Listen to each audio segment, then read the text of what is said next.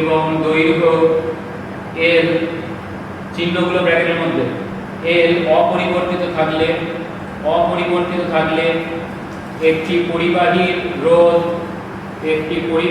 রোধ আর আর পরিবাহীটির প্রস্থচ্ছেদের ক্ষেত্রফল এ, এর ব্যস্তানুপাতিক হয়, তার নিচের লাইনে লিখতে হবে গাণিতিক রূপ আর সমানুপাতিক 1/a কয়েকটা ডট দিয়ে যখন এল উপাদান এবং উষ্ণতা ধ্রুবক, আর সমানুপাতিক 1/a কয়েকটা ডট দিয়ে যখন এল উপাদান এবং উষ্ণতা ধ্রুবক বা অপরিবর্তিত থাকে। 3 নম্বর উষ্ণতা দৈর্ঘ্য এল এবং প্রস্থচ্ছেদের ক্ষেত্রফল এ, উষ্ণতা দৈর্ঘ্য এল এবং প্রস্থচ্ছেদের ক্ষেত্রফল এ অপরিবর্তিত থাকলে একটি পরিবাহীর রোধ আর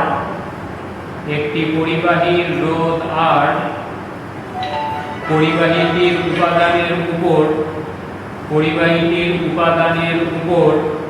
নির্ভর করে। এর গাণিতিক রূপটা লেখার জন্য পরের লাইনে যেমন বলছি, 1 এবং 2 নম্বর একত্রে আর সমানুপাতিক L/A যখন L এবং A পরিবর্তনশীল, আর সমানুপাতিক L/A যখন L এবং A পরিবর্তনশীল। পরের লাইনে therefore R equal to rho, Greek alphabet, rho L/A, R equal to rho L/A, যেখানে রো হলো একটি সমানুপাতিক ধ্রুবক, একে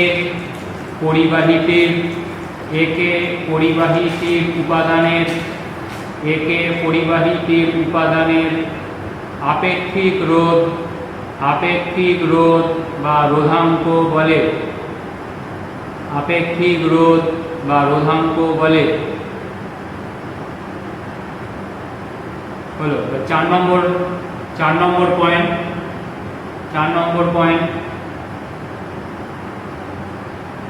পরিবাহীর রোধ ওর উষ্ণতার উপর নির্ভর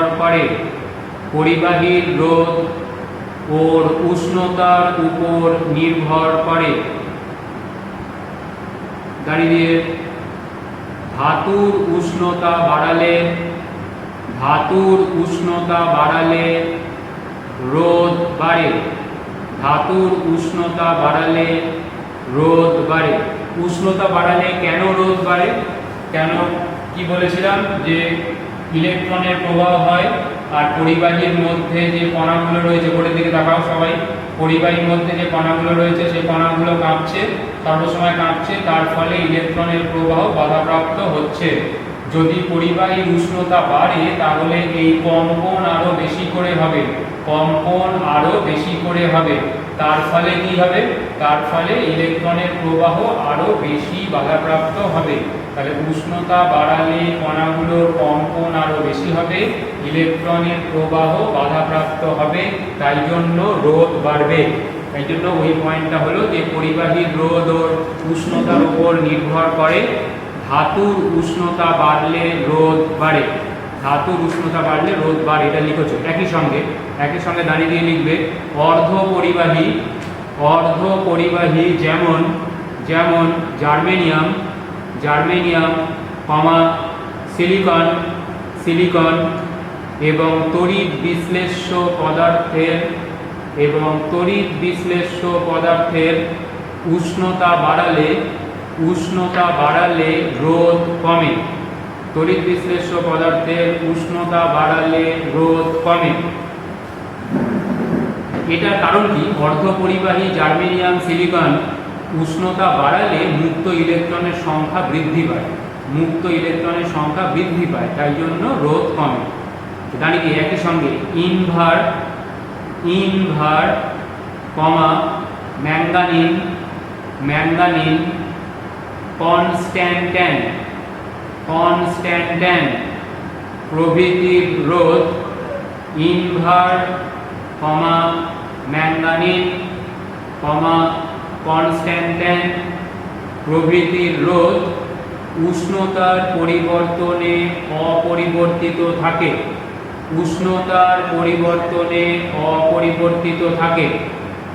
কেন অপরিবর্তিত থাকে? মুক্ত ইলেকট্রনের সংখ্যা অপরিবর্তিত থাকে, তাই জন্য। 5 নম্বর পয়েন্ট, এটাই শেষ পয়েন্ট। ইনভার ম্যাঙ্গানিন আর কনস্ট্যান্টান, ক দন্তের ন, দন্তের শয় টয় জফালা আকার, দন্তের ন, টয় জফালা আকার, দন্তের ন। আবার বলছি, ক দন্তের ন, দন্তের শয় টয় জফালা আকার, দন্তের ন, টয় জফালা আকার, দন্তের ন। কনস্ট্যান্টান প্রভৃতির রোধ উষ্ণতার পরিবর্তনে অপরিবর্তিত থাকে। এগুলো কি? এগুলো কয়েকটি ধাতু মিশিয়ে এক ধরনের পদার্থ, সংকর ধাতু। তারপরের পয়েন্ট, হ্যাঁ, ইনভারের পরে ম্যাঙ্গানিন বলেছি। ইনভার বানান হচ্ছে হস্যই দন্তের ন ভয়াকার র, ইনভার।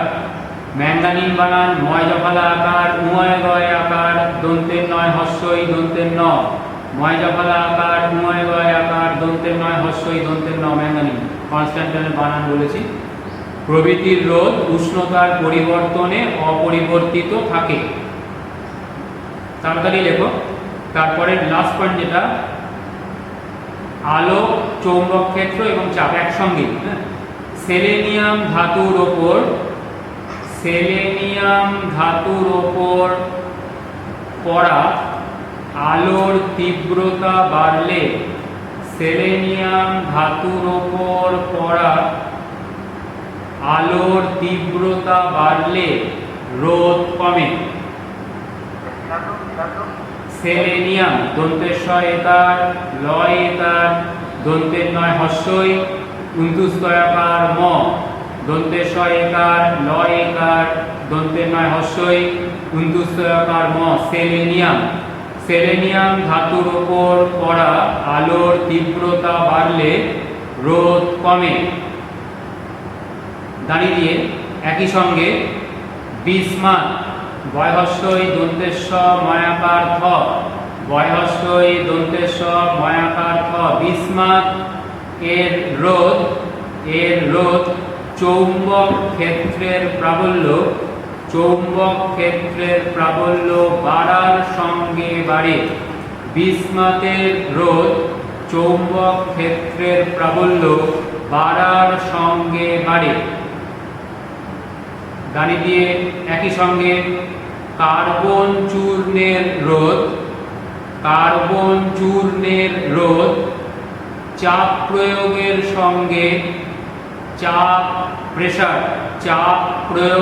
সঙ্গে কমে যায়। কার্বন চূর্ণের রোধ চাপ প্রয়োগের সঙ্গে কমে যায়। তাহলে এই হলো পয়েন্টগুলো। 3 নম্বর থাকে এই প্রশ্ন। 3 নম্বরের প্রশ্ন ওই উষ্ণতা পর্যন্ত। হ্যাঁ, কোনটা বলবো? লাস্ট লাইনটা। কার্বন চূর্ণ, কার্বন পাউডার, কার্বন চূর্ণের রোধ চাপ প্রয়োগের সঙ্গে, কার্বন চূর্ণের রোধ চাপ প্রয়োগের সঙ্গে কমে যায়। কার্বন চূর্ণের রোধ চাপ প্রয়োগের সঙ্গে কমে যায়। কার্বন চূর্ণের রোধ চাপ প্রয়োগের সঙ্গে কমে যায়। আচ্ছা, এই প্রশ্নটা 3 নম্বরের আসে, উষ্ণতা পর্যন্ত অবশ্যই লিখতে হবে। 3 নম্বরের জন্য মানে দৈর্ঘ্য, প্রস্থচ্ছেদের ক্ষেত্রফল, উপাদান এবং উষ্ণতা 4টে পয়েন্ট অবশ্যই লিখবে। তার সঙ্গে আলোক, চৌম্বক ক্ষেত্র এবং চাপ এটাও উল্লেখ করে দেবে। তার সঙ্গে আলোক, চৌম্বক ক্ষেত্র এবং চাপ এটাও উল্লেখ করে দেবে। তাহলে এই হলো উত্তরটা। এবারে বইতে ফেরত এসো। বইতে আমরা পেজ নাম্বার 67 ওপরের দিকে রয়েছে রোধাঙ্ক রো একটি সমানুপাতিক ধ্রুবক। উপরের দিকে দেখো, রো একটি সমানুপাতিক ধ্রুবক, একে পরিবাহীর উপাদানের আপেক্ষিক রোধ, ইংরেজি স্পেসিফিক রেজিস্ট্যান্স বা রোধাঙ্ক, ইংরেজি রেজিস্টিভিটি বলে। তাহলে রো হলো পরিবাহীর উপাদানের আপেক্ষিক রোধ, ইংরেজি স্পেসিফিক রেজিস্ট্যান্স বা রোধাঙ্ক রেজিস্টিভিটি বলে। রোধাঙ্কের মান, বই দেখো, রোধাঙ্কের মান পরিবাহীর উপাদান এবং উষ্ণতার উপর নির্ভর করে। রোধাঙ্কের মান পরিবাহীর উপাদান এবং উষ্ণতার উপর নির্ভর করে। আচ্ছা, সেগুলো বইতে রয়েছে, আমরা পড়লাম। এবারে রোধাঙ্কের সংজ্ঞা এবং তার একক, রোধাঙ্কের সংজ্ঞা এবং তার একক সেগুলো আমরা পড়ব। তাহলে খাতাতে লেখো, প্রশ্নের উত্তরটা কিন্তু হয়ে গেছে আগে, ঠিক আছে। R equal to rho L by A. দেখো, R equal to rho L by A. Rho কে সাবজেক্ট অফ দ্য ফর্মুলা করছি, rho equal to R A by L. তাহলে এর একক কি হবে? এ হচ্ছে মিটার স্কোয়ার আর এটা এর মিটার, মিটার হবে।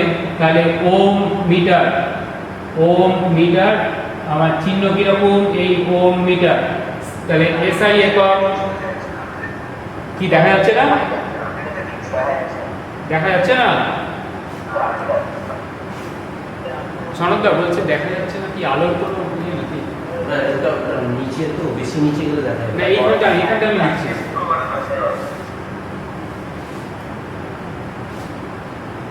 দেখি এইখানটা দেখা যাচ্ছে, এই জায়গাটা দেখো তো, এখানটা দেখা যাচ্ছে, তাই তো? ঠিক আছে, এখানটা দেখা যাচ্ছে। যেখানে লিখলাম কি R equal to rho L by A, R equal to rho L by A, সেখান থেকে rho equal to R A by L. তাহলে এটা ওম। আচ্ছা, বড় করে লিখতে হবে। এরপরে এটা লাগিয়ে দেবো, এনেছি এটা লাগিয়ে দেবো। বড় করে লিখছি, R equal to rho L by A, rho equal to, কালকে তো ক্লাস হয়েছে, কালকে তো ক্লাস হয়েছে, বোর্ড ওয়ার্ক খুব একটা হয়। Rho equal to R A by L. তাহলে আমি এবার এককগুলো লিখবো, এটা ওম, এটা মিটার স্কোয়ার, এটা মিটার। তাহলে এখানটা মিটার হবে, তাহলে খুব সহজেই বুঝতে পারছো এসআই একক হবে ওম মিটার। তাহলে রোধাঙ্কের এসআই একক ওম মিটার। সিজিএস একক কি হবে? ওম সেন্টিমিটার। সিজিএস একক ওম সেন্টিমিটার। কারণ মনে হতে পারে যে রোধের যে সিজিএস একক সেটা স্ট্যাট ওম ছিল, আমি বলিনি ভিডিও ক্লাসে, কিন্তু অনেকের মধ্যে পড়া আছে রোধের সিজিএস একক স্ট্যাট ওম ছিল। তাহলে এইটা তো স্ট্যাট ওম সেন্টিমিটার হওয়ার কথা। কেন ওম লিখলাম? তার কারণ ওম হলো রোধের ব্যবহারিক একক। আমরা ব্যবহারিক ক্ষেত্রে মানে যখন কাজ করব, প্র্যাকটিক্যাল করব বা দৈনন্দিন জীবনে কোনো কাজ করছি, তখন রোধের মান ওম এককে প্রকাশ করব। রোধের মান ওম এককে প্রকাশ করব, এটা ব্যবহারিক একক। তাই জন্য এসআই পদ্ধতি হলেও রোধের একক ওম হবে, সিজিএস পদ্ধতি হলেও রোধের একক ওম হবে। তাই জন্য রোধাঙ্কের এসআই একক ওম মিটার, সিজিএস একক ওম সেন্টিমিটার। নিশ্চয়ই বোঝা গেল। রোধাঙ্কের এসআই একক ওম মিটার, দেখো বইতে রয়েছে, আর সিজিএস একক ওম সেন্টিমিটার। এবার হচ্ছে সংজ্ঞা, রোধাঙ্কের সংজ্ঞা বুঝতে হবে। ধরা যাক একটা পরিবাহী এমন যে তার দৈর্ঘ্য হলো 1 একক আর প্রস্থচ্ছেদ একক। তাহলে কি হচ্ছে, রো ইকুয়াল টু আর হয়ে যাচ্ছে, রো ইকুয়াল টু আর হলো, এখানে দেখা যাচ্ছে না, আরেকটু বলবে। তাহলে আমি একটা পরিবাহী কি চেঞ্জ করলে, মার্কারটাও চেঞ্জ করতে হবে। আচ্ছা, তাহলে কি বললাম, একক দৈর্ঘ্য একক প্রস্থচ্ছেদের ক্ষেত্রফল।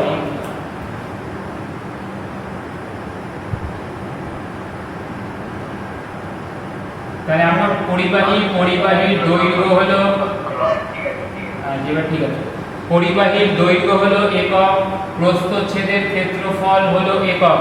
তাহলে a equal to 1, a equal to 1 হলে r ইকুয়াল টু রো হয়। তার মানে কি, আমার এমন একটা পরিবাহী যার দৈর্ঘ্য একক, প্রস্থচ্ছেদের ক্ষেত্রফল একক, তাহলে পরিবাহীর যে রোধ সেটা ওর উপাদানের রোধাঙ্কের সঙ্গে সাংখ্য মানের সমান হয়। আবার বলছি, r equal to rho l by a, a equal to 1, a equal to 1 হলে r ইকুয়াল টু রো। তার মানে একটা উপাদান আছে, সেই উপাদান দিয়ে আমি একটা পরিবাহী তৈরি করলাম, সেই পরিবাহীর দৈর্ঘ্য হলো একক, সেই পরিবাহীর ক্ষেত্রফল হলো, প্রস্থচ্ছেদের ক্ষেত্রফল হলো একক। তাহলে পরিবাহীটির যে রোধ হবে, তার যে মান, তার উপাদানের রোধাঙ্কের মানের সঙ্গে সমান হবে। হ্যাঁ, তাহলে রোধের মান আর রোধাঙ্কের মান সমান হবে। তাহলে সেইটা সংজ্ঞাতে দাঁড় করিয়ে দেওয়া হয়েছে। দেখো 67 পাতায় বইতে দেখো, রোধাঙ্কের সংজ্ঞা পরীক্ষায় আসে, যেমন বইতে লেখা আছে মুখস্থ করে লিখে প্র্যাকটিস করবে। নির্দিষ্ট উষ্ণতায় কোনো পদার্থের রোধাঙ্ক, নির্দিষ্ট উষ্ণতায় কোনো পদার্থের রোধাঙ্ক ওই উষ্ণতায় ওই পদার্থ দ্বারা নির্মিত, ওই উষ্ণতায় ওই পদার্থ দ্বারা নির্মিত একক দৈর্ঘ্য এবং একক প্রস্থচ্ছেদের ক্ষেত্রফল বিশিষ্ট, একক দৈর্ঘ্য এবং একক প্রস্থচ্ছেদের ক্ষেত্রফল বিশিষ্ট একটি পরিবাহীর রোধের সাংখ্যমানের সমান হয়। পরিবাহীর রোধের সাংখ্যমানের সমান হয়। আমি ছবি এঁকে পুরো দেখিয়ে দিলাম, সুতরাং এটা মুখস্থ করতে অসুবিধা হওয়ার কথা নয়। আরেকটা কথা, এবার হচ্ছে এই যে একটা পরিবাহী, তার দৈর্ঘ্য একক, প্রস্থচ্ছেদের ক্ষেত্রফল একক। ধরা যাক একটা ঘনক কিউব, একক ঘনক মানে যার দৈর্ঘ্য হলো একক, লেন্থ একক, ব্রেথ একক, হাইট একক।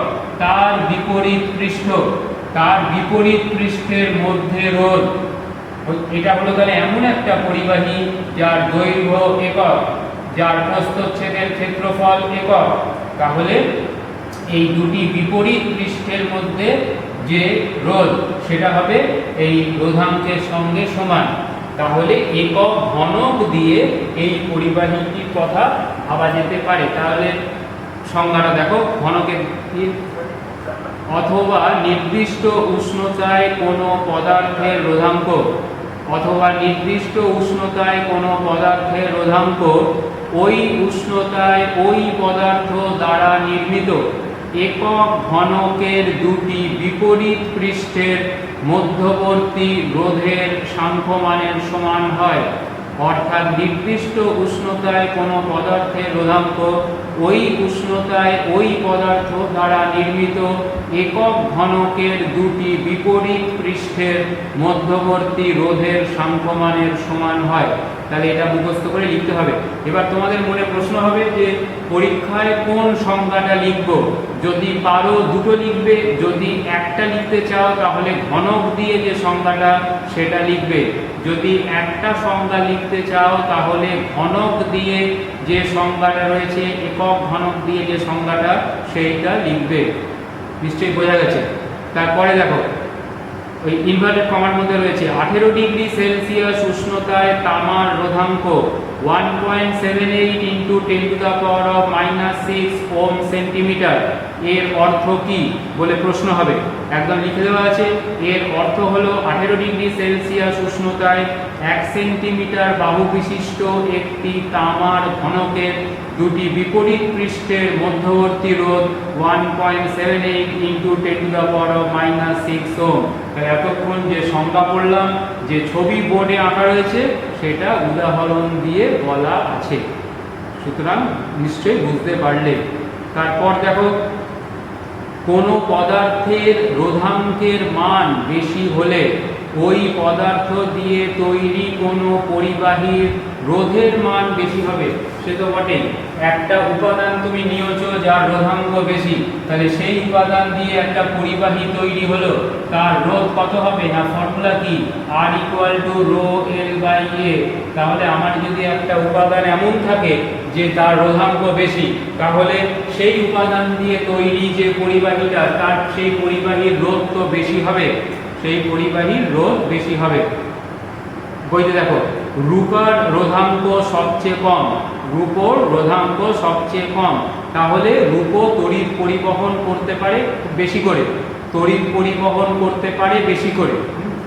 নাইক্রোম কি দিয়ে তৈরি? Iron plus nickel plus chromium.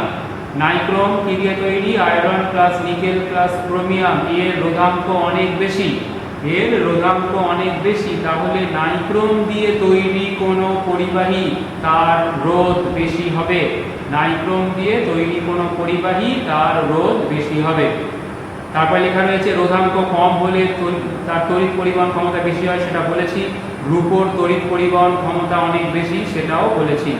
তারপরে আসছে পরপর দেখো, পরিবাহিতা কাকে বলে? পরিবাহিতা না, কোনো পরিবাহীতে তড়িৎ প্রবাহ কত সহজে হতে পারে তার পরিমাপ হলো ওই পরিবাহীটির পরিবাহিতা।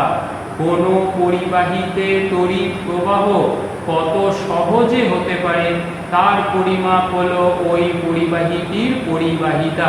তার ইংলিশ কি? কন্ডাক্টেন্স।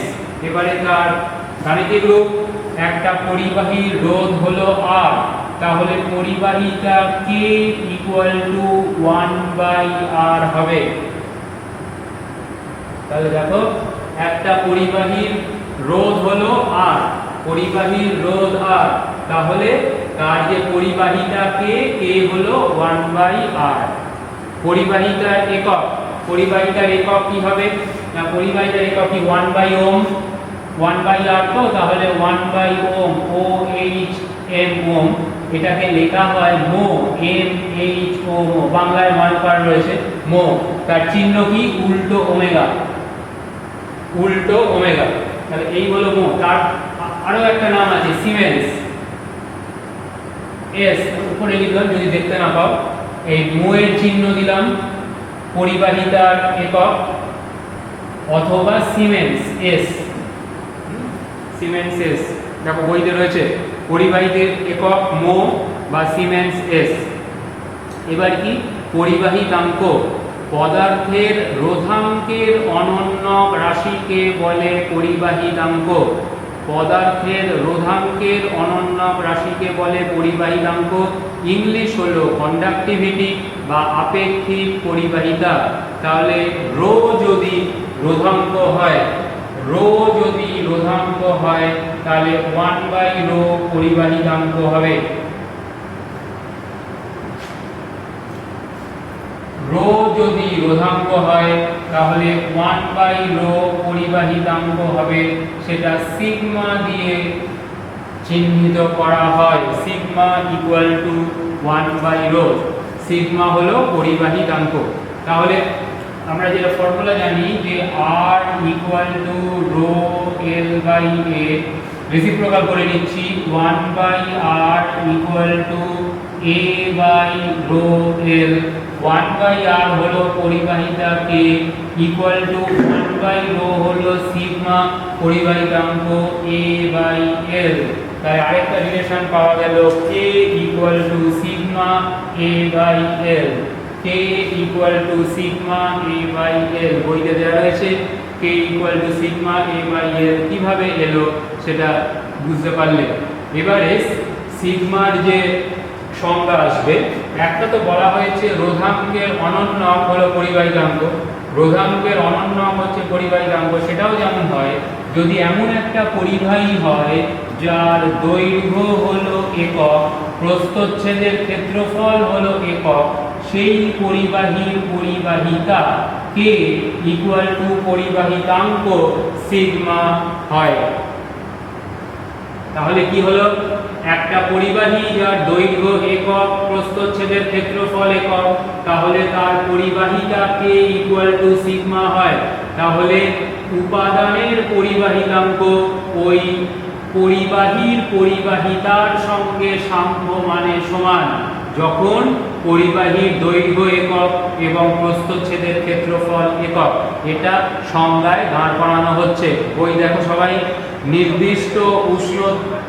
নির্দিষ্ট উষ্ণতায় কোনো পদার্থের পরিবাহিতাঙ্ক, নির্দিষ্ট উষ্ণতায় কোনো পদার্থের পরিবাহিতাঙ্ক ওই উষ্ণতায় ওই পদার্থ দ্বারা নির্মিত, ওই উষ্ণতায় ওই পদার্থ দ্বারা নির্মিত একক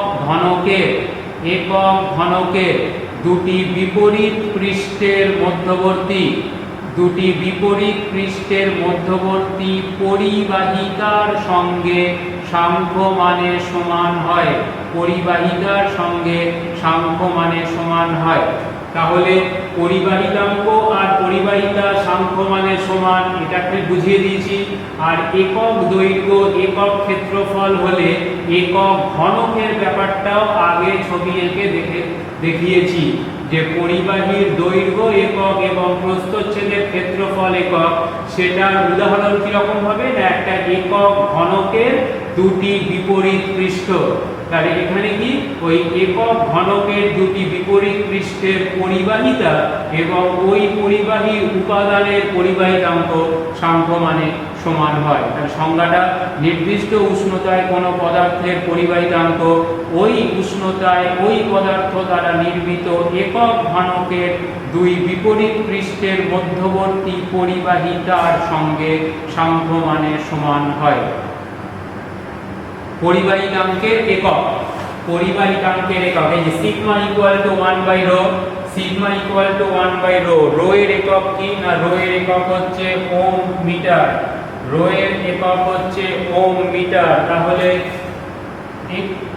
1/ওম মিটার, এই যে রো এর একক হচ্ছে ওম মিটার, 1/ওম মিটার। 1/ওমটা কি, মো, 1/ওম হচ্ছে মো, আর মিটার টু দা পাওয়ার -1 মানে মো পার মিটার।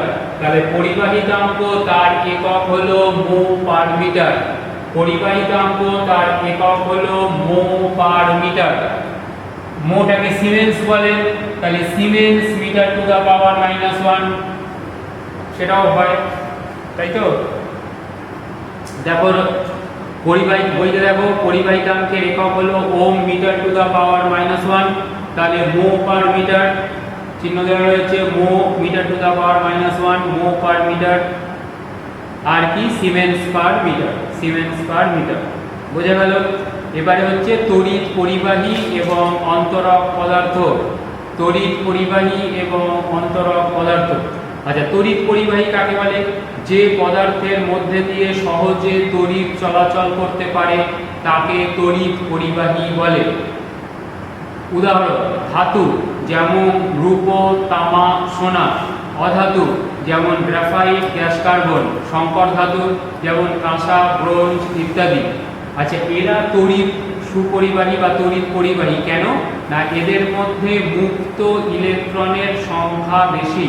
মুক্ত ইলেকট্রন কাকে বলে না, মুক্ত ইলেকট্রন হচ্ছে সেই পদার্থের মধ্যে থাকা আলগা ইলেকট্রন যেগুলো নিউক্লিয়াসের সঙ্গে আকৃষ্ট অবস্থায় থাকে না, পদার্থের মধ্যে আলগাভাবে থাকে এবং তারা চলাচল করতে পারে, আলগাভাবে চলাচল করতে পারে।